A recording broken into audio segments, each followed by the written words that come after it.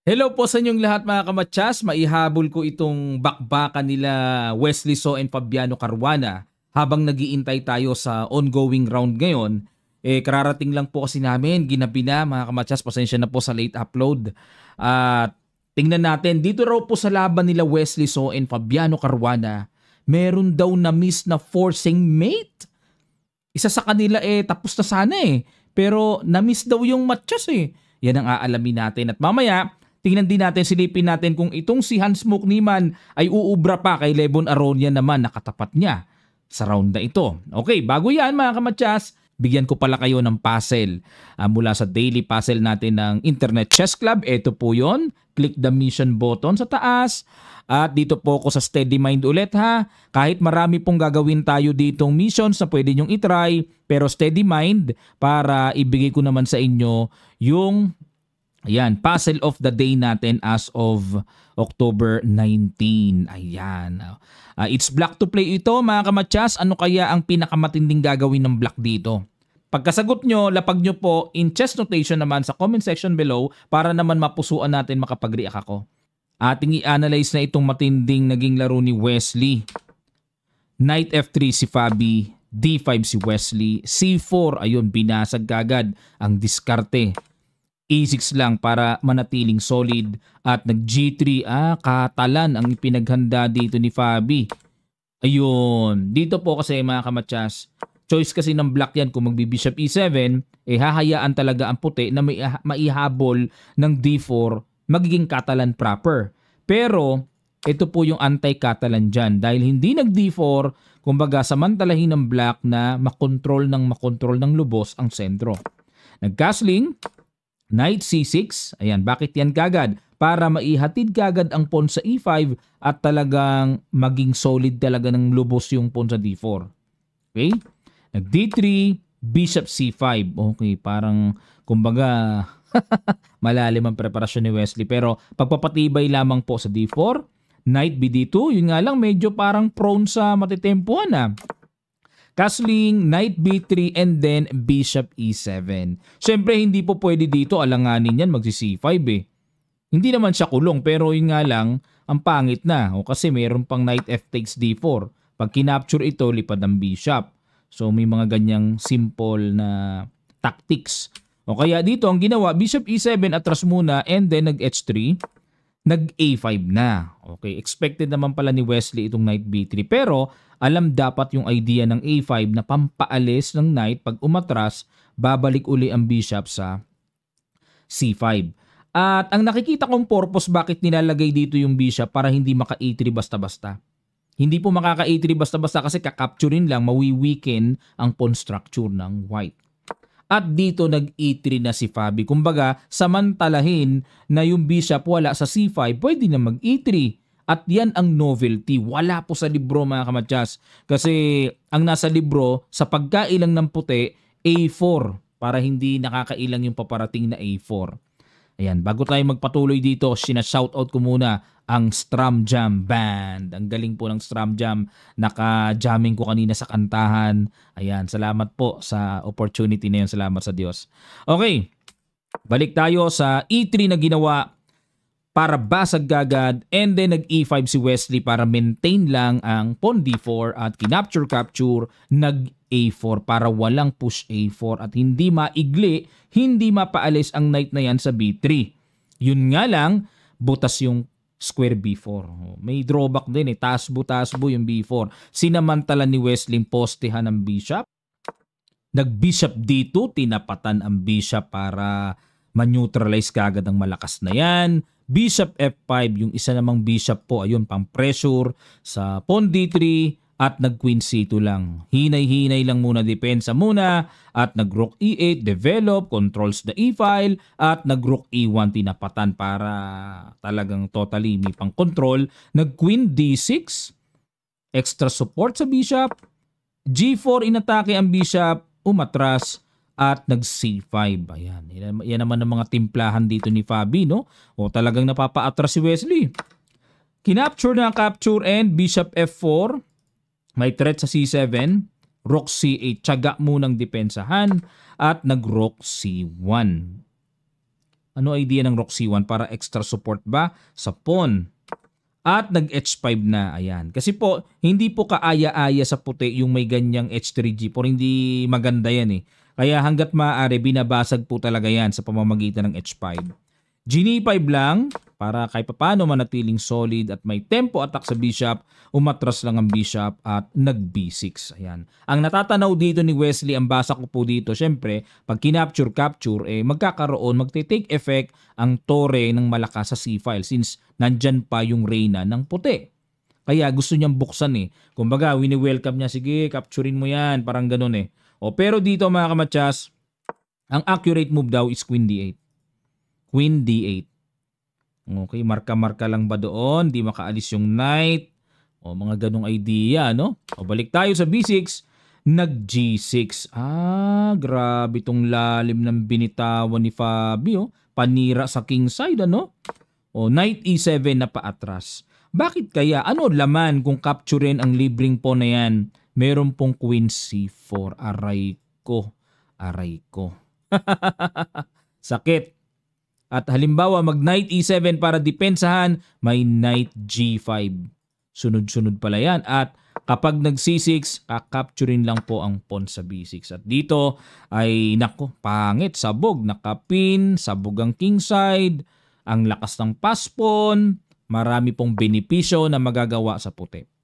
Kaya hindi pinansin ni Wesley, nag knight d7 lang siya at kumapture na, capture knight g5. Ayan na nga po yung mga pang-ilang na mga paparating na strong attack. Queen g6, nag h4 muna, pinako muna ng matibay yung knight sa g5. Pero hindi na inintay ni Wesley dahil sisibatin na talaga siya sa queen c4 eh. Ayan na talaga, nakaumang na, nakaprepare na ba kumbaga. So king h8 iwas, kinapture ang b6 na mali rin po ng decision dito si Fabi. Pero kitang-kita po sa evaluation bar, ang ganda na ng evaluation niya kung nakita niya ang bishop e4 na panusok, tutusukin uli yung queen. So pagpalagay na umilag queen f6 and then kailangan makita po yung ganitong idea na sunod-sunod din. So may mga target dyan, etc. etc. mga kamatas. May knight f7 na malupait. So nakatakot, no?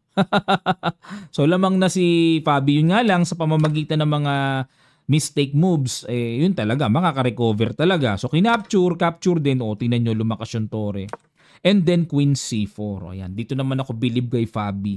Tingnan nyo, napakasiga ng kanyang datingan. Kumbaga, andyan na nga yung tore, hindi pa siya natatakot na aalisin ang knight somewhere na ma-attack yung queen niya with discovered attack. Yun nga lang, ang nakikita ko po dito, mapa knight e5, mga ganun-ganun, queen takes d4 lang eh. Kakainin lang, imagine niyo knight e5, queen takes d4, baliwala. Baliwala. Okay, balik tayo. Kaya nag queen f6 dito, na bad move din. Dapat pala queen e8. Okay. Queen f6 ginawa ni Wesley, queen b5, good move. And then threatening the pawn b6 at nag queen f5, queen to queen. Queen a6, tingnan nyo yung mga nakakailang na mga pampressure ni no? Rook fa, tineret ang pawn, wala pa naman, matibay pa naman ang bishop. Nag queen b7, tingnan nyo po kung gaano mang-ilang itong si Fabi ng paislog-islog na nakakailang. So threatening, abay, kakapturin na talaga yan. Wins in exchange ang lalabas. Nag bishop e8, umilag si Wesley. Pag kinain ba to? Kain. Two minor pieces na to Kinain nga po.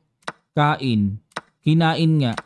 Ayun, dun muna pumitas.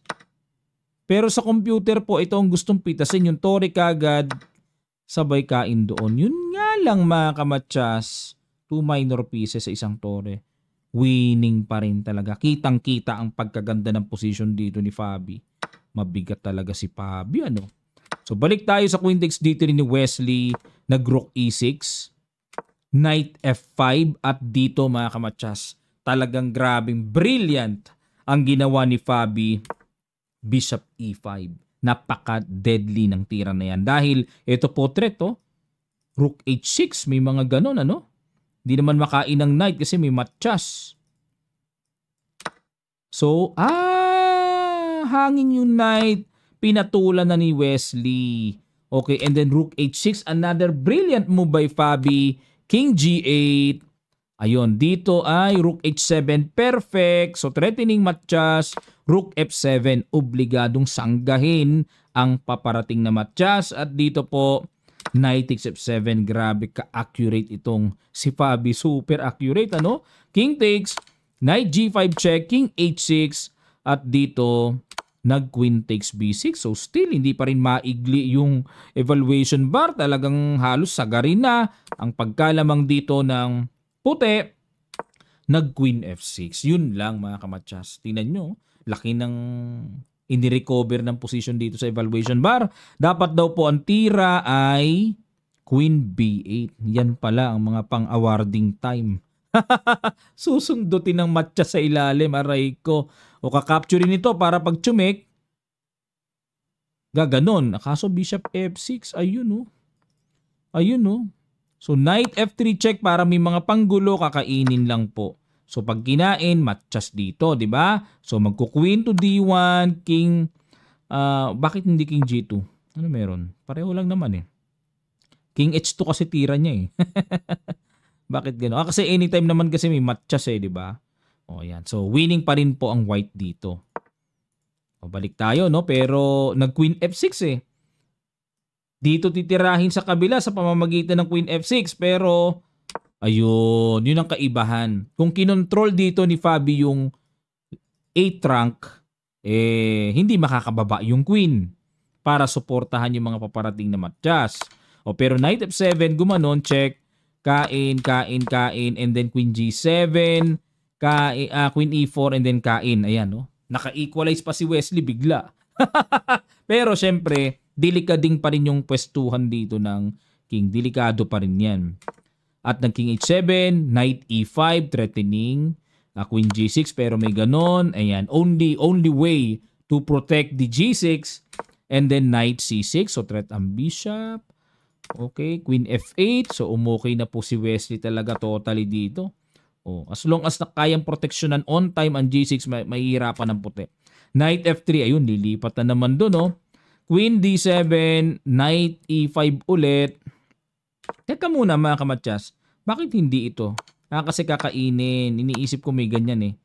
May ganun din pala, bawi din pala yung pawn H4. Malalim yung trick trap dito ni Wesley. Bagong salita ko yun, trick trap. Anong trick trap? Knight E5, okay, threatening. Queen G7 ulit. Queen D5, Queen F6, threat yung pawn. Knight F3, Queen F4, Queen E6, King G7, check, and then Queen C6.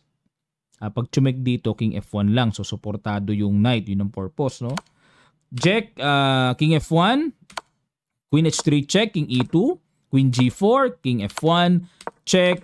Ayun, dito po ay nagtabla mga kamatsas.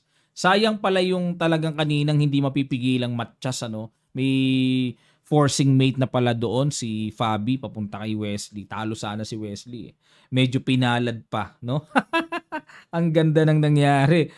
Sinuwerte pa si Wesley. Okay mga kamatsas, silipin naman po natin ang naging laban dito ni Hans Smoke Niemann, Black si Niemann sa malakas na player na si Aronian, former Armenian player pero na-convert sa US. Kinukuha ng US ang lahat ng malalakas. Kahit si Wesley nakuha. Okay, so ito po ay Nimso Indian, no, na pinasok ni Aronian mismo. Winelcome niya mismo yung idea ng Nimso na bahagyang magkaroon ng damage pawn structure. Pero sa mga veterano po at talagang marami ng alam na patterns, kayang-kaya po yan. Sa mga hindi pa kabisado yung patterns, medyo bago-bago pa, huwag niyong papasukin yung may ganyang double pawn, mahihirapan kayo. Pag kulang pa pundasyon nyo, huwag niyong papasukin yung mga ganitong klaseng pawn structure. Okay, mahihirapan kayo dyan. Kasi ang mas maganda yung walang double pawn. Sa nagsisimula pa lang. Pero sa mga katulad na level na ganito, baliwala na yan. Alam na nila yan. Okay, Knight A5. Idea is B6, Bishop A6. Yan po yung basa ko dyan para atakihin yung C4. E4, Knight D7. Dito yata iikot. Castling, Knight B6. Ayun na nga, to threat the C4. At nag-E5 na. Kumbaga, nang wasak na dito si Aronian. Sige, gulo-gulo na gusto mo. Kumapture muna sa D4 capture and then kinapture ang E5 and then nag C5 muna. Tineret muna yung knight. Bakit ba hindi ma-capture ito? Halimbawa, capturein lang. Di pala ka-capturein to. Sisimplihan lang bishop D7. Ang lalim, ano? Binitin pa yung pawn C4. Pero feeling ko naman madali namang mabawi. Halimbawa, kung mag C5, may ganun. Sabay knight B3 pagka nag-queen D2, no? Okay, so naintindihan na po. Magulo yan, magulo at talagang nagbabadya ng hindi magandang mangyayari sa puti. So dito nag C5 muna si Aronian and knight D5, kinapture ang E5, B6. Okay, para pag nawala ito, kain, magkakaroon ng power yung rook. Queen C2 muna, tineret yun, and then H6, rook B1. Okay, pressure, pero bad move po ang rook B1. Dapat daw is C6. Yan daw ang tamang tira. Nag-rook B1, bishop D7, knight G3, and then queen C7, threat ang pawn, knight E4. Okay, paano yung pawn sa E5? Pinapakain. Knight B7. So may lalim dito mga kamatsas. What if capturing yung pawn E5? May lalim eh. Magkukuwin or bishop B2, syempre. Bishop B2. And then halimbawa, mag-queen C7, rook FC1. Or bishop D4. Malalim pa rin mga kamatsas. Mahirap maabot yan sa human eye perspective. Balik tayo sa knight B7 dito ni Niemann. And then kumapture na sa B6. Queen to queen, capture. And then bishop B3. Knight C5. Kinain ang knight. Kain. Knight D6. Ayun, weak ang B6. D4. Pinabayaan na yon. Kain. Rook B8 para salubungin. Nag-rook B4 para i-threat ang pawn, and then nag-knight B3. Yun nga lang ang kagandahan kay Niemann. May nilalabas si Niemann na extraordinary move pero accurate pagka tinignan sa computer. Accurate eh. Parang nakakailang lang yung mga tira niya. H4, kinain na kain, and then rook B8, threat ang pawn, bishop A3, depensa muna, and then D3. So, ayan na, yung strong pass pawn. Rook D1, D2, pinako na. Bishop B2, kain. Bishop C3, ganun. Kain. O, diba? Ganda ng position ng black, ah. Kinain pa. Grabe talaga. Yun nga lang po, pagkakain. Opposite colored bishop. Baliwala ang exhibition. Baliwala ang exhibition. Okay. Maraming salamat po mga kamatsas. Ito po ang ating napag-aralan at ang standing silipin muna natin. Round 6 yan eh. Mamaya ang round number 7. So sa standing, sino leading? Ang leading po ay si Fabiano Caruana, Wesley So, Hans-Mok Niemann with 4 points, and then Levon Aronian o pa rin. Ayan po ang pagkakasunod-sunod. Okay, at silipin muna natin din sa women's division. Nandun yung ating kababayan na si Megan Paragua. Ayun, si Megan ay nananatiling in 1 point. So bago pa lang naman po si Megan eh. So nasa pinaka 12 place siya. Hindi nyo lang po nakikita dito kasi adjusted na po yung sukat ng board kanina. Ayun, so kaya pa yan Megan, no? Tuloy-tuloy lang, ganun talaga, kapapasok lang, kasasalang lang sa US Chess Championship eh. Kaya malakas talaga yung mga kalaban niya dyan. Kailangan niyang mag-adjust. So titibay yan next time around mga kamatsas. Maraming salamat po sa inyong matigang panonood. Sana po natuto kayo at magkita-kita pa tayo sa mga susunod pang chess updates.